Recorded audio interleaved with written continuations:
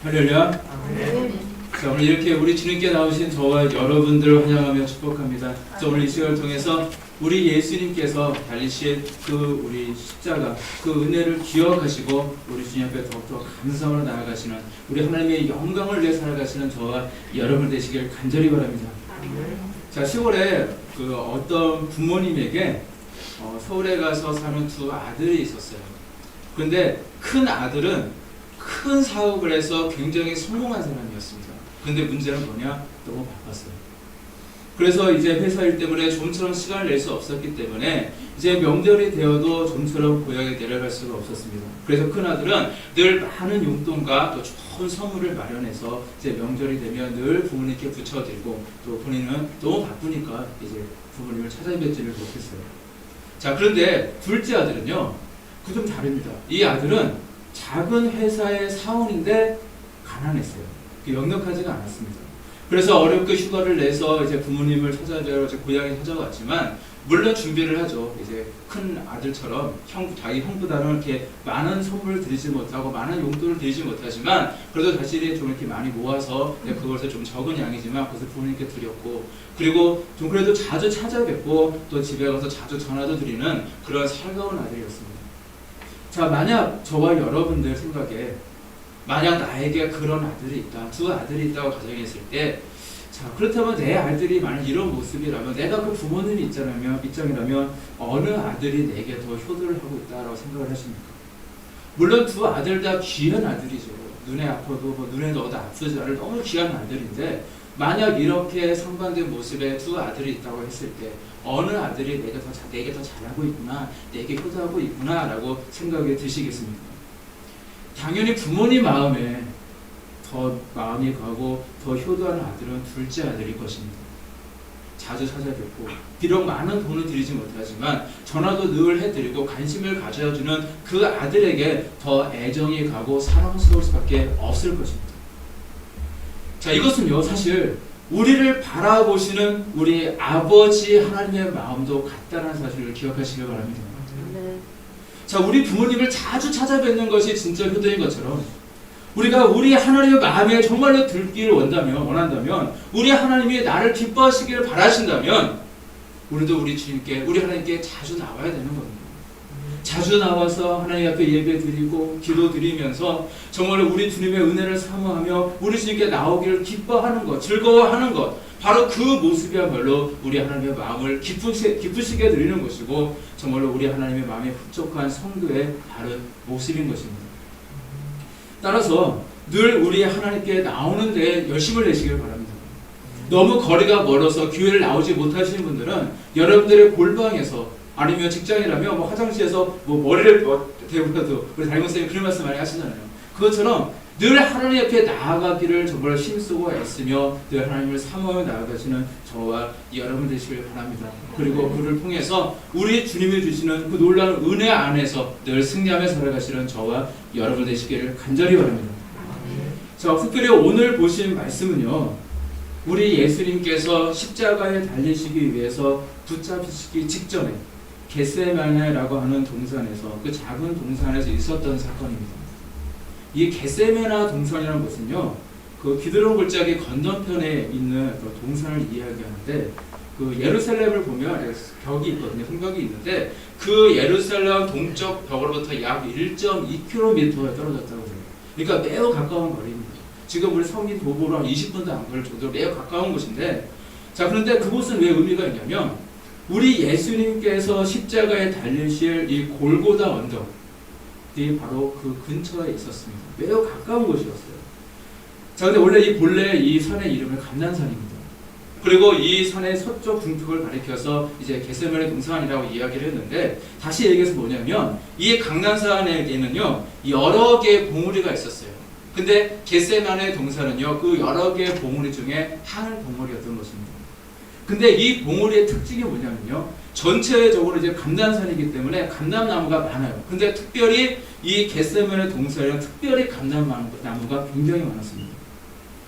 자, 그래서 이 겟세마네라는 이 명칭은, 지명의 명칭은 아람어인데 어떤 뜻을 가지고 있냐면 기름 짜는 틀이라는 뜻을 가지고 있대요.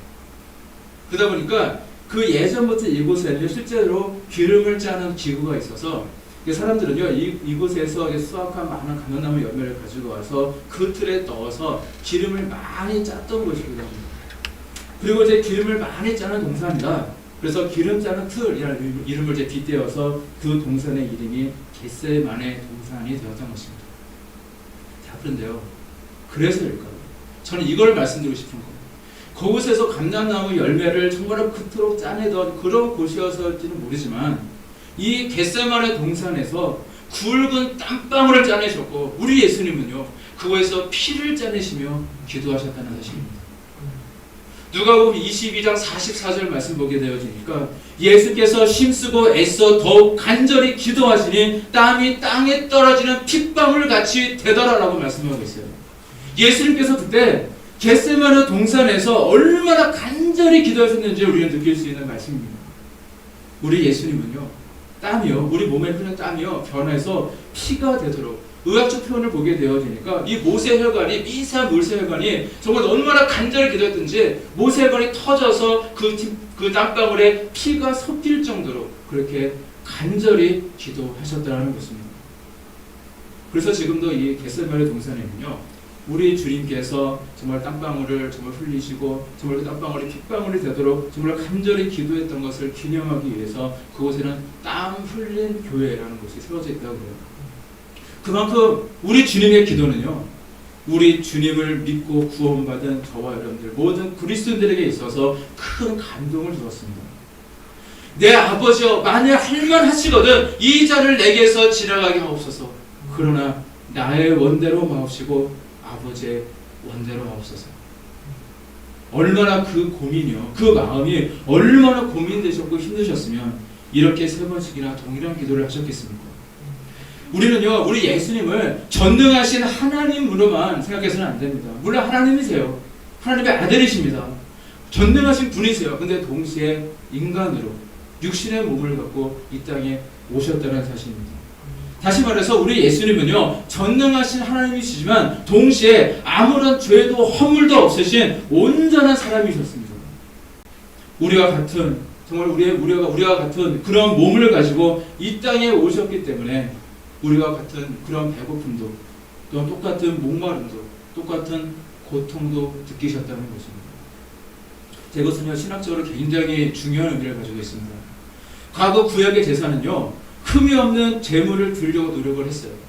그래서 흠이 없는 제물들을 이제 다 가지고 와서 정말 그 제물에 특별히 이제 소나 양을 가지고 오면 거기에 자신이 죄악을 저질렀으면 먼저 거기서 머리에 다 손을 얹고 다 기도를 합니다. 그러면 나의 모든 죄악이 다 그 제물에게 다 인가가 되고 전가가 되거든요. 그러면 사실은 죄 때문에 내가 죽어야 되는데 이 제물을 죽여서 이 피값으로 제사를 드렸거든요. 그게 구약의 방법이었는데 그들은요 그래서 흠 없는 제물을 찾았어요. 하지만 아무리 흠이 없는 제물을 그들이 가져왔다 한들 흠이 있을 수밖에 없습니다. 무한하지가 않은 거예요. 유한합니다.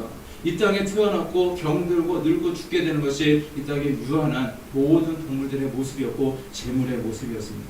그러니까 어떻게 합니까? 내가 죄를 범할 때마다 매번 제물을 가져와서 매번 피해 졌을 들었습니다. 예 대신 그 제물을 잡아서 계속해서 반복적으로 그렇게 하나님 앞에 제사를 드려야만 했습니다. 자, 그러나 우리 예수님은 흠이 없으신 분입니다. 영원하신 분입니다. 그래서 우리 예수님은요 단 한 번의 제사를 통해서 다시 말해서 십자가에서 흘리신 그 한 번의 피로 단번에 우리 인류의 모든 죄악을 다 사하여 주신 줄로 믿습니다.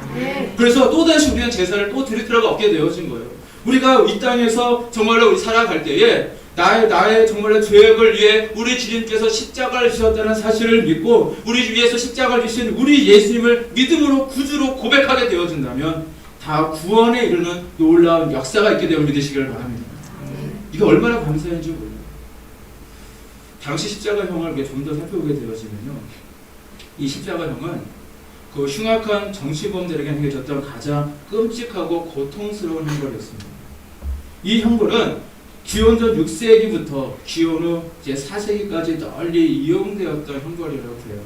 그러니까 최초의 이제 기독교 황제였던 기독교를 로마의 국교로 이제 공인하였던 콘스탄티누스 대제가 이제 그가 이제 이 로마의 국교를 이제 기독교로 이제 다 이제 선포를 하거든요. 그리고 나서 그가 묵상하는 중에 이 십자가형을 받은 이 예수님에 대한 존경심 때문에 우리 예수님께서 십자가형을 받으셨고 이렇게 돌아가셨는데 이 형벌을 이제 계속하면 안 되겠다라는 그런 깨달음이 와서 337년에 드디어 이제 십자가형을 이제 폐지하게 되어집니다. 근데 그때까지 계속해서 널리 행해졌던 가장 끔찍하고 가장 고통스러운 형벌이 바로 십자가 형벌이었습니다. 이 손과 발에는요 길이가 18cm예요. 18cm 이만합니다. 그리고 굵기가 1cm예요. 거의 새끼손가락도 될까요? 이렇게 굵은 대못을 이만한 대못을요 손과 발에 박으셨어요. 근데 이게 얼마나 고통스러웠냐면요. 그 의학적으로 보게 되어지면 이 못 박힌 곳이 이제 중추신경이 지나가는 자리인데 이제 이렇게 못이 딱 박힐 경우에는요 마치 어떻게 표현하냐면 우리 벤치 있잖아요. 벤치로요 그 신경을 딱 잡아가지고 막 이렇게 비트는 듯한 뭉개는 듯한 그런 극심한 고통과 비슷하다고 이야기를 합니다. 사람이 그 고통을 이겨낸다는 것은 사실상 불가능한 것입니다. 이렇게 십자가형에 못 박힌 사형수들은요 그 이후에 강한 햇볕으로 인해서 전신에 화상을 입게 되어지고 그리고 근육이 경련되어지고 질식 현상을 일으키게 되고 그래서 수시간 내에 이제 혼수 상태에 빠져서 그렇게 가장 고통스럽게 죽게 되어진다고 합니다. 근데 문제는요 이 십자가 형벌은요 고통만 있는 것이 아니었어요. 가장 극심한 수치심도 있었습니다. 왜냐하면 강제로 발가벗겨져서 자신이 매달릴 이 십자가를 지고 수많은 사람들의 조롱과 멸시를 받으며 사형장까지 가야만 했고요. 그리고 십자가에 달려서도 수많은 구경꾼들에게 멸시를 당해야만 하는 정말로 인권이라는 것은 전혀 찾아볼 수도 없는 너무나도 잔인하고 수치스러운 사형제도가 바로 십자가형이었습니다. 이처럼 십자가형은 그 사람을 더 이상 사람으로 취급하는 것이 아니에요. 이처럼 사람이 느낄 수 있는 가장 최고의 고통과 수치심 그것을 주었던 것이 바로 십자가형이었습니다. 따라서 하나님이신 우리 하나님의 아들이신 우리 예수님이 그 모든 것을 받아야 된다는 사실은요 절대 쉬운 일이 아니셨을 겁니다. 본인이 하나님의 아들이라는 사실까지 하늘 보좌에서까지 내려오셔서 정말로 낮고 낮아지고 또 낮아지고 낮아지고 또 낮아지고 낮아지고 또 낮아져야지만 하실 수 있었던 순종과 섬김의 결정체였습니다. 단지 왜일까요? 바로 우리를 사랑하시기 때문에 그리고 우리의 영혼을 구원하시고자 하시는 하나님의 그 온전한 뜻을 이루어주시기 위해서 그 어려운 일에 순종을 하셨던 것입니다. 따라서 여러분 그 고통과 수치심을 뛰어넘으실 정도로 우리를 사랑하시고 그 큰 일을 값없이 주신 우리 주님께 늘 감사로 나가시길 바랍니다. 늘 우리 주님만 높이며 오직 우리 주님의 영광만을 살아가시는 저와 여러분이 되시기를 간절히 바랍니다. 자, 그래서 우리 예수님을 이렇게 간절히 기도하셨던 것입니다. 그리고 함께 가는 제자들 그동안 특별히 뽑아서 훈련시키는 제자들 12명의 제자들이 있었는데 예수님은요 특별히 이 중에서 3명을 꼭 뽑으셨어요. 그래서 베드로와 세베대의 아들들이 야고보와 요한 이 3명을 데리고 나와 함께 깨어 기도하자라고 말씀하시면서 이제 데리고 가셨어요. 자, 그런 제자들은요 피곤해 이기지 못하고 그만 잠에 들고 맙니다. 그래서 예수님은요 2번씩이나 제자들에게 깨우시면서 말씀하시잖아요. 41절에 이렇게 기록하고 있습니다. 시험에 들지 않게 깨어 기도하라. 마음에는 원이로되 육신이 약하도다 하시고 예수님께서는요 제자들의 형편을 모르시는 것이 아니었어요. 그들은 하루 종일 빈둥빈둥 놀았던 것이 절대 아니었습니다. 그들은 하루 종일 예수님을 따라다니면서 사람들을 만났고요. 특별히 저녁에는 유월절 만찬도 준비해야 되고 방도 구해야 되고 또 음식도 준비해야 되고 기도도 많은 거 분주하고 바빴습니다. 하루 종일 분주한 삶을 보내면서 수고하고 있었습니다. 그러니 당연히 피곤했고 앉아서 막 기도하려고 하는데 눈꺼풀이 내려오는 것을 그들은 정말 도저히 막을 수가 없었던 것은 너무나도 당연한 일일 것입니다.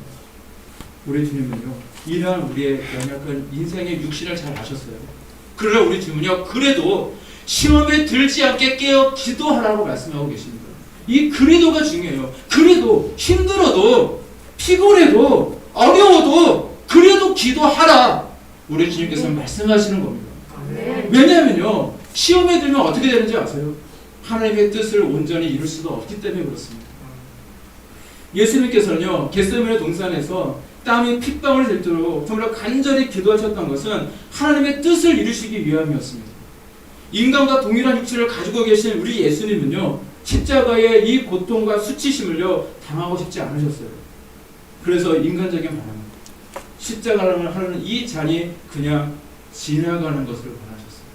그러나 우리 예수님은 육신의 바람대로 하지 않으시고 하나님의 뜻대로 되길 원하셨습니다. 그리고 46절 말씀 보게 되니까 저희들에게 이렇게 말씀하셨습니다. 일어나라, 함께 가자. 보라, 나를 파는 자가 가까이 왔느니라. 드디어 때가 이르렀습니다.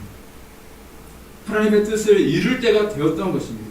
그래서 돌고 있던 제자들을 깨우시면서 일어나서 함께 가자, 함께 하나님의 뜻을 이루자라고 말씀하고 계셨던 겁니다.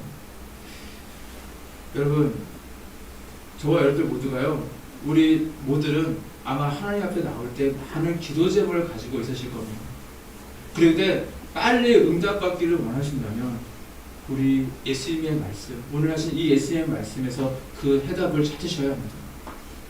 예를 들어서요, 사람들은 이 땅에 살면서 부자가 되기 싫어하는 사람들 단 한 명도 없어요. 그렇다고 하나님께 무턱대고 하나님 나 부자 되게 해주세요, 돈 많이 주세요 라고 기도한다면 이 기도는 절대 하나님 생각하지 않으시거든요. 왜냐하면 아무런 믿음의 준비가 되지 않았는데 쉽게 응답해주면 그 물질이 정말 우상이 되어서 그 복 때문에 그 사람을 버리고 세상으로 떠나버리는 경우가 너무 많이 있기 때문에 그렇습니다. 그래서 응답받기를 원하신다면 그 응답을 받고 싶은 이유와 목적이라고 하는 어떤 우리가 주파수라고 한다면 그 주파수를요 하나님의 뜻에 딱 맞추셔야 돼요. 모든 것을 통해 하나님께만 영광 돌려야 됩니다. 하나님, 제가 가난해서는 하나님께 영광이 되지 않습니다. 그래서 제게 물질을 주시면 저 혼자 잘 먹고 잘 사는 그런 것이 아니라 이 물질이 정말 하나님께서 제게 맡기신 것이고 제가 청직이라는 사실을 명심해서 늘 하나님의 영광을 위해서 사용하겠습니다. 하나님의 나라와 의를 위해서 사용하겠습니다. 가난한 영혼들을 도와주겠습니다. 열심히 선교에 동참하고 복음 전하는 사역에 힘쓰겠습니다. 그래서 저는 물질이 필요합니다. 주시옵소서 하는 그런 기도가 된다는 거예요. 모든 초점이, 모든 주파수가 우리 하나님의 뜻에 맞춰져 있어야 한다는 것입니다. 그리고 또한 건강을 위해서 기도하신다면 무작정 하나님 건강하게 해주세요, 그게 아니에요. 하나님, 제가 병약하면 하나님의 영광을 가리게 됩니다. 그리고 하나님, 제가 건강해야 이 튼튼한 두 다리를 가지고 정말 복음을 열심히 전하지 않겠습니까? 제가 건강하지 않으면 정말 믿지 않는 사람들 저를 보고 네 하나님이 어디 있느냐, 너를 아프게 하는 자면 네 하나님이냐 하면서 조롱하지 않겠습니까? 저는 그것이 두렵습니다. 저를 통해 하나님의 영광에 드러낼 수 있도록 해주시옵소서. 하나님께서 제게 주신 그 건강으로 오직 하나님의 영광을 드러내며 하나님의 일을 열심히 할 수 있도록 해주세요. 그렇게 기도하는 것이 마땅한 것입니다. 여러분들이 지혜를 받아서, 학생들 정말 지혜를 받아서 열심히 공부하고 장학금 타고 이러고 싶은 이유도요, 또 우리가 능력도 받고 은사도 받고 기사 등등 많은 그런 기도 제목들도 다 하나님의 뜻에 맞추시길 바랍니다. 그리고 하나님의 뜻을 이룰 수 있도록 해달라고 기도하시기 바랍니다. 그럴 때 우리는 빨리 응답받을 수 있는 거고요. 또한 하나님 주시는 그 응답을 통해서 우리 하나님을 높이며 하나님의 영광을 드러내며 살아갈 수 있는 줄로 믿습니다. 자, 오늘 보신 이 주님의 이 겟세마네 동산에서의 이 기도에서 우리 예수님의 기도는 바로 이처럼 하나님의 뜻에 맞춰져 있습니다. 그래서 우리 예수님은 곧 십자가에서 그 고통과 수치를 다 당하시고 죽으셔야 했지만 한치의 흔들림도 없으십니다. 어떤 망설임도 전혀 없으십니다. 바로 이 일을 위해서 이 땅에 오셨기 때문입니다. 그리고 저희들에게 말씀하십니다. 일어나라, 함께 가자. 함께 하나님의 뜻에 순종하는 길로 나아가자. 함께 하나님의 뜻을 이루자. 지금 제자들에게 말씀하고 계신 겁니다. 그런데 안타깝게도요, 모든 제자들은 다 시험에 들고 말았습니다. 너무 안타까운 일이에요. 우려했던 일이 정말로 벌어지고 말았어요.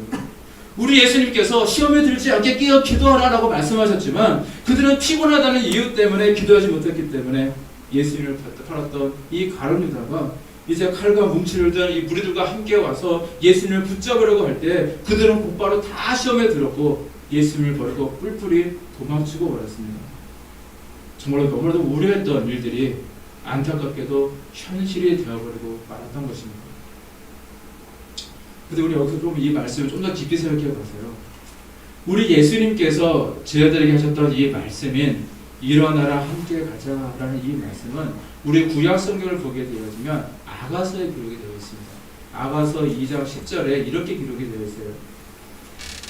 나의 사랑하는 자가 내게 말하여 이르기를 나의 사랑 내 어여쁜 자야 일어나서 함께 가자가 기록이 되어 있어요. 자, 이 말씀은요 우리 주님의 놀라운 사랑의 초대 말씀이고요. 그리고 아름답고 평화로운 에덴 동산과 같은 하나님 나라로 부르시고 계시는 그 초대의 말씀이다라고 이야기할 수 있습니다. 근데 우리 주님이 함께 가자라고 말씀하실 때 이 삶에는요 절대 고통만 있는 것이 아닙니다. 사람들은요 예수님이 함께 가자 그러면 그거는 힘든 길이 아니에요. 십자가의 길이 아니에요. 고통 있는 길이 아니에요. 그렇게 생각하는데 절대 그렇지 않다라는 거예요. 우리 주님께 순종하는 삶이요 절대 고통스러운 것이 아니라는 겁니다. 우리 하나님이 예비해 두신 그 놀라운 은혜도 있고요, 그곳에 하나님이 주신 축복도 있고요, 상급도 있는 길이라는 사실을 여러분들 믿으시기를 바랍니다. 그래서 우리는 늘 하나님의 뜻에 순종하며 늘 하나님의 뜻을 위해 기도해야 되고요, 늘 하나님께서 원하시는 길로 우리 주님과 동행하며 살아가야 될 줄로 믿습니다. 따라서 우리는 시험에 들면 안 됩니다. 자, 시험에 든다는 말을 한번 그 단어를 분석을 해보니까요, 시험에 빠진다, 유혹의 덫에 걸려든다라는 그런 의미들, 여러 가지 의미들을 표현하고 있더라고요. 근데 다시 말해서 무슨 의미냐면요, 시험에 든다는 것은요 더 이상 앞으로 전진해 나가지 못한다는 것을 의미합니다. 그 시험에 내가 딱 걸려들었기 때문에 앞으로 나가지 못한다는 거예요. 시험에 들면 더 이상 하나님의 뜻을 따라 전진하는 신앙인이 될 수 없다는 것입니다. 무조건 그 시험에서 빠져나와야 된다는 거예요. 그래서 우리는요 설령 시험이 찾아와도 우리는 시험에 들면 안 됩니다. 넘어지면 안 됩니다. 왠지 아세요? 우리에게는요 하나님이 맡겨주신 거룩한 사명이 있기 때문입니다. 이것을 이루어야 되잖아요. 특별히 저와 여러분들에게 이 도리 비전이라고 하는 하나님이 주신 큰 언약과 비전이 있습니까? 절대 시험에 들지 마시기 바랍니다. 이 비전은 절대 우리의 힘을 하시는 것은 아니에요. 오직 하나님께서 역사하셔야만 할 수 있는 그런 비전이지만, 그래서 우리 하나님께서 반드시 이루어주시겠지만 우리가 시험에 들게 되어지면 하나님의 뜻을 따라 앞으로 전진해 나아갈 수가 없게 되기 때문에 문제가 되어집니다.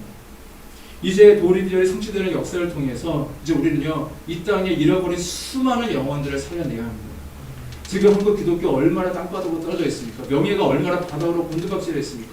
다시금 이 실추된 한국교회 이미지를 다시 높여야 되고, 그리고 과거 1907년도에 평양의 그 장대교회에서 시작되었던 이 성령의 운동이 그 유명한 평양 대부흥운동이 되어서, 그래서 전국 방방곳곳에 그리스도의 복음을 정말로 전하게 되었다, 그 역사가 있던 것처럼 바로 우리 도립계의 놀라운 사역을 통해서 다시금 이 땅에 성령의 대부흥운동이 일어나게 될 줄로 믿습니다.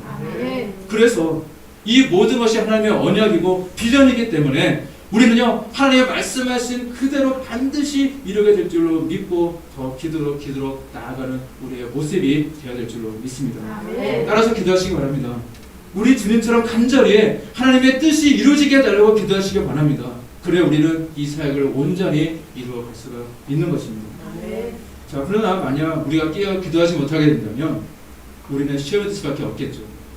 자, 우리 주님은요 저만치 앞서서 막 가고 계시는데 내가 시험에 들어있으면요 우리는 우리 주님을 온전히 따라갈 수가 못하게 되어집니다.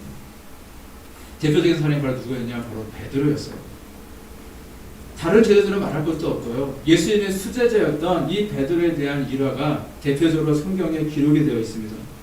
베드로는 기도해야 될 때 기도하지 못해서 시험에 들고 말았습니다. 그래서 그는요 우리 주님이 말씀하셨던 것처럼 닭이 울기 전에 3번이나 우리 주님을 모른다라고 부인하며 도망가는 그런 인생으로 되고 말입니다. 자, 베드로는 이런 얘기를 했어요. 바로 이날 낮에 이런 얘기를 했습니다. 다른 제자들은 예수님을 다 버려도 저는 절대 예수님을 버리지 않겠나이다. 그런 호언장담을 합니다. 정말로 그 말을 들으려 주변 제자들은요 황당하죠. 갑자기 예수님 수제자라고 하는 베드로가 얘기하는 게 자기들을 무시하면서 우리는 뭐 다 예수님을 떠나도 자기를 예수님을 절대 떠나지 않겠다, 배반하지 않겠다고 하는 모습을 보면서 얼마나 속에 막 부부를 했을 거예요. 그런데 그걸 베드로에는 그렇게 중요하지 않았어요. 왜냐하면 개의치 않았습니다. 그만큼 그야말로 진심이었던 겁니다. 그만큼 그는 진짜로 그렇게 할 작정이었어요. 그리고 그게 정말로 그런 자신까지 있었습니다.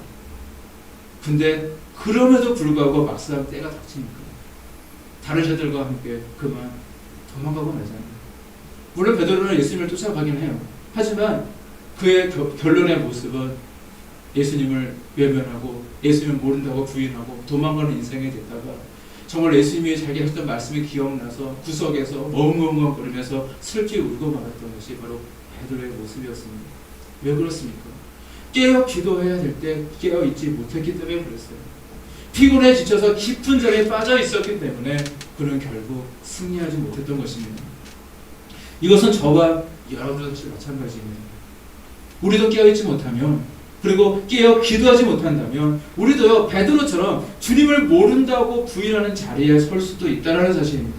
나의 바람과 상관없이, 나의 의지와 상관없이, 나의 뜻과 상관없이 우리는 연약한 인생이기 때문에 결국에는 주님을 버리고 도망가게 되는 그 모습이 우리의 모습이 될 수도 있다는 것입니다. 그러나 우리가 깨어 기도할 때 우리는 어떤 시험도 다 물리칠 수 있는 줄로 믿습니다. 네. 어떤 분이요 이 시험에 대해서 찬바람에 비유를 했어요. 굉장히 적절한 비유인 것 같아요. 찬바람이 불게 되어지면 어떤 사람은 아 추워 하면서 벌벌벌 떱니다. 근데 어떤 사람은 뭐라고 합니까? 아 시원하다 이렇게 얘기해요. 똑같은 찬바람입니다. 찬바람이 분다고 해서 다 감기에 걸리는 건 아닙니다. 몸이 약한 사람은 쉽게 감기에 걸리겠지만 몸이 강한 사람은 절대 감기에 걸리지 않습니다. 이처럼 우리에게 시험이 온다고 할지라도 믿음이 강한 사람은 절대 시험에 들지 않습니다. 넘어지지 않습니다. 끝까지 우리 주님을 바라며 끝까지 하나님의 뜻을 이루기 위해서 나아간다는 것입니다. 바로 깨어 기도한다는 것은 바로 이런 의미가 있어요. 깨어 기도한다는 것은 바로 우리의 믿음을 준비하는 겁니다. 사실은 우리의 믿음을 준비하고 있는 거예요. 나의 의지만 갖고 되지 않기 때문에, 나의 그런 어떤 베드로의 어떤 자신감만 갖고 되는 것도 아니기 때문에 바로 우리의 믿음이 있어야 한다는 겁니다. 그래서 우리는 늘 깨어 기도해서 정말 우리의 믿음을 늘 준비하며 더욱더 하나님을 바라보며 나아가는 우리의 모습이 되어야 된다는 것입니다. 따라서 늘 우리 주님께 아뢰며 우리의 인생의 문제들은 다 우리 주님께 다 맡기시고요. 늘 깨어 기도하는 성도답게 늘 믿음으로 하나님의 뜻을 따라 늘 하나님의 영광을 위하여 한 걸음씩 한 걸음씩 나아가시는 저와 여러분 되시기를 간절히 바랍니다. 그 현대 선교의 문을 연 그 윌리엄 캐리는요 인도 선교사로 자원해서 갔습니다. 그 윌리엄 캐리는 굉장히 선교적으로 굉장히 큰 업적을 이루신 분이에요. 그분이 이제 42년 동안 이제 활동하면서 사실은 굉장히 어려웠어요. 그는 이제 죽음의 그런 위협 속에서도 정말 많은 죽음의 위협을 많이 받으셨고요. 그리고 그분의 부인은요 너무 삶이 공부가 어렵다 보니까 거의 정신병자가 될 정도로 그렇게 정말 많은 고통을 이제 받으셨어요. 게다가 이제 재정난까지 있다 보니까 이제 가난에 허덕이면서 곧 주저앉을 같은 사실 그런 일들도 사실 여러 번 있었습니다. 자, 그러나 이제 그분은요 이제 많은 업적을 남기게 되어지는데 그분과 함께 동역했던 많은 분들과 함께 수건사업이었던 인도의 45개의 방언으로 성경 말씀을 다 번역하게 되어집니다. 그뿐만 아니라 당시에 잠들었던 세계 수많은 젊은이들의 그 가슴에 뜨거운 선교사의 열정을 이제 심어주기도 합니다. 그분이 나이가 들어서 이제 은퇴할 때가 되었을 때 이제 선교사역을 다 마무리할 그쯤에 한 사람이 찾아와서 이런 질문을 했습니다. 선교사님, 당신은 지치고 힘든 고난 가운데서 어떻게 이 일을 해낼 수 있었습니까? 라고 물어봤어요. 그때 이분은 이렇게 답을 했습니다. 저는 하나님의 뜻 그 이하도 이상도 없었습니다. 저는 제 삶 속에서 하나님 뜻만 바라보았습니다. 저를 창조하신 하나님, 저를 이곳에 보내 하나님의 뜻이 이루어지도록 제 육체와 환경이 주는 소리와 싸워 이기고 하나님의 뜻이 이루어질 수 있도록 하나님 뜻만 바라보았습니다. 이것이 그분의 유명한 고백입니다. 오직 하나님의 뜻만 바라보았다. 자신의 육신에서 하는 안 돼, 하지 말자, 더 이상 안 될 것 같아, 돈이 없어, 저기는 살인자들이 있어, 이제 언제 죽을지 몰라, 기자들도 자기의 마음에 다 주었던 그런 인간의 생각이 아니라 가라 말씀하시는 하나님의 뜻을 가지고 하나님의 그리스도의 복음을 전해 나아갔더니 이런 놀라운 업적을 이루게 됐다는 것입니다. 이처럼 매 순간마다 육체가 주는 소리를 다 끊어버리고요. 하나님의 음성에 순종했던 이 윌리엄 캐리는요. 정말로 많은 고난 속에서도 마침내 하나님의 무대 위에 아름다운 사람으로 울뚝 설 수가 있었던 것입니다. 이것은 우리도 마찬가지입니다. 여러분, 하나님의 뜻을 이루며 살기 원하십니까? 그 마음이 강할수록 우리는 기도할 수밖에 없습니다. 그리고 아버지의 원대로 되기를 원하나이다 하시며 끝까지 십자가의 사명을 감당하셔서 죽기까지 순종하셨던 우리 예수님처럼 우리도 하나님의 정말 뜻에 순종하며 살아가는 또 하나님의 귀한 자녀들이 되어야 될 줄로 믿습니다. 내 안에서 그냥 편하게 살고 싶어하는 그런 육신의 생각을 그렇게 두지 마시기 원합니다. 그건 사명자의 모습이 아니에요. 오늘도 내 안에서 말씀하시는 우리 주님의 음성에 귀를 기울이시길 바랍니다. 그리고 주님의 말씀에 하나님의 뜻에 늘 순종하는 삶을 살아가셔서 늘 우리 주님과 동행하시며 함께 하나님의 뜻을 이루며 그래서 늘 하나님께 영광 돌리며 멋지게 살아가시는 저와 여러분 되시기를 우리 주님의 이름으로 간절히 축원합니다. 기도하시겠습니다.